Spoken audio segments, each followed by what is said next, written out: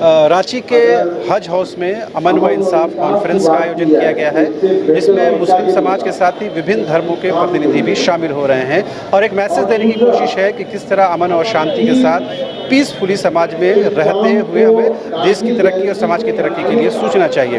उसी में से एक प्रतिनिधि हमारे साथ मौजूद है। सर, आपका नाम क्या हुआ और कहाँ से? संत जैनेन्द्र तथागत, राष्ट्रीय अध्यक्ष भारतीय बौद्ध महासभा।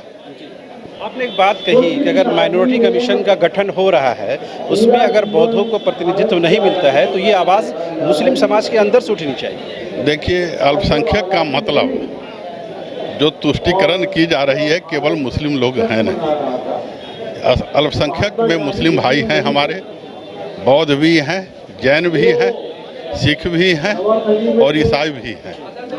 और बौद्ध जो समाज है 16% दलितों का प्रतिनिधित्व करता है।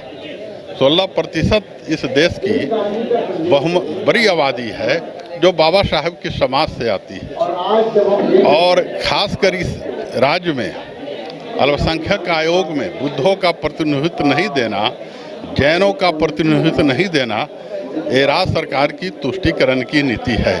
इसमें ये मानते हैं कि ये पॉलिटिक्स में चीज़ होता है कि गुना भागा किया जाता है, इसका वोट चाहिए, उसके अकॉर्डिंग उसको प्रतिनिधित्व मिलता है। मुसलमानों की आबादी अगर इस राज्य में 10% है तो दलितों की आबादी 16% है। हम उनसे ज़्यादा हैं। इससे क्या होगा कि एक तुष्टीकरण होगी और कम से कम दलित जो हैं उनसे अलग होगा।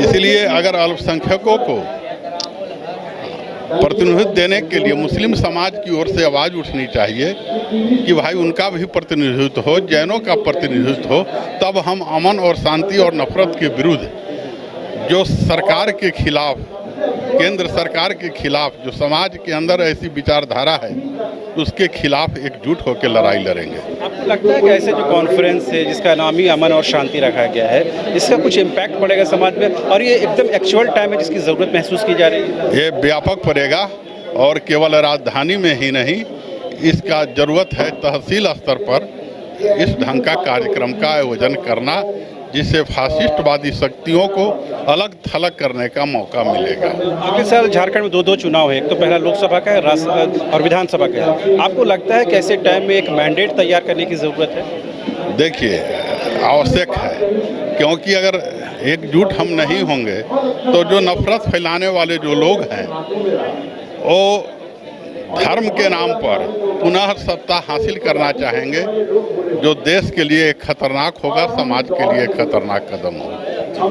जी। तो आपने सुना किस तरह से बौद्ध समाज के प्रतिनिधि ने बताने की कोशिश की कि तमाम अल्पसंख्यक समाज को एक प्लेटफॉर्म में आने की ज़रूरत है, एक मंच पर आने की ज़रूरत है, तभी एक मैसेज जा पाएगा और कहीं न कहीं ये बात जाहिर हो पाएगी कि जिस तरह देश में एक ऐसा माहौल क्रिएट किया गया है जिसमें अल्पसंख्यक समाज ये सोचता है कि वो इनसिक्योर है, असुरक्षित है, लिहाजा उस सिक्योरिटी को बहाल करने को लेकर के और उस कॉन्फिडेंस को फिर से बहाल करने को लेकर के ऐसे कॉन्फ्रेंस का आयोजन किया जा रहा है और उसमें तमाम जो धर्मों के लोग हैं, खासकर माइनॉरिटी से जुड़े जो लोग हैं वो शामिल हो रहे हैं। कैमरामैन विकास के साथ रांची से न्यूज़ बाय स्कूप के लिए शहनवाज। IIT जी नीट एस्पिरेंट्स के सपने को पंख देने आ गया है कंप्लीट सॉल्यूशन इंस्टीट्यूट। यहाँ है smart classroom, 1-to-1 doubt clearing session, ask the expert, video solution और भी बहुत कुछ। मतलब हम करेंगे आपको गाइड, बनेंगे आपके मेंटोर।